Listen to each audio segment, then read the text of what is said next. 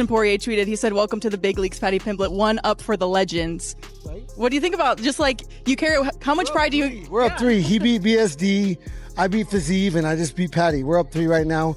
Topuria took out Max, so we might be 3-1. But I'm going to try to avenge that one. Is Conor going to come back? Is John going to fight Pereira? What Dana has kind of, is not uncertain about. But I believe with performance like this man has delivered each and every time, I believe Justin and Ilia potentially becomes the headliner for that card. You're 100% right. And you're 100% right, and it should be. It should be. It should be. If you want to talk about being fair competitively, especially in the performance that he puts, like, why wouldn't you? Right. In the perfect picture, you would want Justin to fight Ilia. Ilia is laughing now because they have a dirty boxing, really, They just fighting hard, but there is no good technique. But Ilia will be left now because Ilia has such a high level boxing. Justin Gaethje's interim title win didn't just shake up the division. It sent shockwaves through the entire UFC landscape. Almost instantly, Ilia Topuria fired back, and now both men are calling for the exact same fight. This isn't manufactured hype anymore. When two of the most dangerous fighters in the sport challenge, I believe with performance like this man has delivered each and every time, I believe Justin and Ilia potentially becomes the headliner for that card. You're 100% right. And you're 100% right, and it should be. It should be. It should be. If you want to talk about, being fair. Even while admitting he's dealing with injuries and needs time to heal, Justin is already locked onto something bigger. He said fighting on that card means more to him than anything else on the schedule. Moments like this don't come often, and he made it clear that only something serious could. Adrenaline's still flowing a little bit, but do you have an update on physically, how you feel? Are you going to need some time off? Is there possibly anything broken after? I definitely need some time off. He fucking rocked my brain a couple times, and the only thing we have over the more dangerous sports, which is boxing and football, is we get to take time, and so I will do that. But the White House is in June, and I represent this country. I represented it tonight, and I hope to be, obviously, look at the position and the opportunity they just gave me here. There's no way they're keeping me off that card unless I'm dead. When the topic of a potential White House matchup with Ilia came up, Justin remained true to himself and refused to exaggerate it, but he recognized its potential size even in— When the idea of a White House fight with Ilia came up, Justin stayed calm, but he didn't downplay how massive it could be. With Ilia's rapid rise, dominant finishes, and their explosive fighting styles, Justin believes this could become one of the biggest matchups the UFC can make. And if the undisputed belt— Given how popular Ilia's become and just the method of victory he's had and your style of fighting, and add those two to the White House, how big do you think that fight could be between you two? If I had any bit of a personality, it'd be fucking huge. But I just can't. I can't lie. I can't exaggerate. It's what I do. It's who I am. It's who my parents taught me to be. But, there's no doubt it'll be the best, one of the best fights that they could definitely put on. It'll be for an undisputed belt, and I think they want to have 6 or 7, whatever. They want to have as many as possible. So if he's not back by then, they will strip him, and I will be undisputed, and then I'll fight for the belt on there. From Ilia's side, he first went after Paddy, mocking him for losing to an older opponent and wasting the biggest payday of his career. Then he shifted his focus to Justin, offering brief respect before issuing a warning.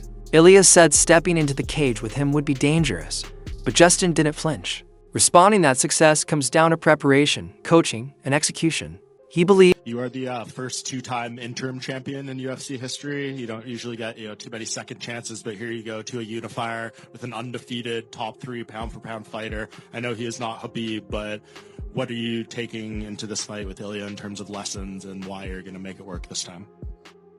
Just got to trust the preparation, trust in my coaches and trust in my skills. I'm here for a reason. I hope it's my destiny, but I don't get to write that, so. If he had a message for champion Ilia Topuria, Justin brushed off the trash talk completely. He said he's not interested in words. He's interested in work. his coaches are breaking Ilia down frame by frame, building the perfect game plan and drilling it into muscle memory every day. For Justin, timing, precision, and You have a message for Ilia Topuria if he's watching this? No. No, I don't give a The fuck. message will be in the I don't octagon. give a fuck. I control my thoughts. I control my emotions. I won't give him the time of day. I'll, rely on my coach to watch him a lot. I've seen him fight, obviously, but I don't really go back and watch these guys. I really rely on my coach. I watched Paddy today. I watched Paddy and Chandler today. But I really rely on my coach to create a game plan and instill it into training. And yeah, this is so fast. I have no idea what the fuck's going on right now. well, motivation. That's never been the issue. After everything Justin has survived inside the octagon, he's driven by one goal: becoming undisputed champion. He sees this moment as the opportunity he's worked for his entire UFC career, and he's ready to. It was either going to be you, Paddy, or Armin fighting Ilia. Then obviously the news, Ilia wasn't going to fight early this year. At any point, was it frustrating or just difficult to get that motivation? Because it kind of felt like you were right there, and now you have to win one more after already going through all the battles. Was that ever difficult to have to get up for one more challenge before that opportunity? No. I mean, I wanted it to be for a championship. This makes me a champion on paper with the UFC, so I'm very proud of what I accomplished tonight. I'm proud of the opportunity that it's gained me to fight a guy like Ilia. And this is everything I've ever wanted. This chance to write the end of my last chapter. Congrats. It's going to be special. And now that it seems that it's going to be Gaethje versus Topuria, it's probably going to be a crazy fight also, most likely striking. How do you see this one going? Yeah, I agree. It's going to be interesting. I think that Ilia hits like a truck, and so does Gaethje, and I think if Gaethje prepares properly and gets ready. Look forward to Ilia Topuria versus Justin Gaethje. I think Ilia Topuria is just way too disciplined on the feet. I think he has the knockout power. You look what he's done against Charles Oliveira. You look what he's done against Max Holloway. Ilia Topuria is very strategic, disciplined, where he's gonna have his hands up. He's gonna pot. He's gonna get a look at what's going on. I just feel like he's a way cleaner boxer, and he puts his combinations together 1, 2, 3. Nothing overzealous, but a fight's a fight. I think he should fight Justin Gaethje next, but like I said earlier, I think Justin Gaethje might hang on to the undisputed. He might wait for the undisputed opportunity to fight Ilia Topuria. So if that happens, you're gonna have Armin Tsarukyan keep going on these wild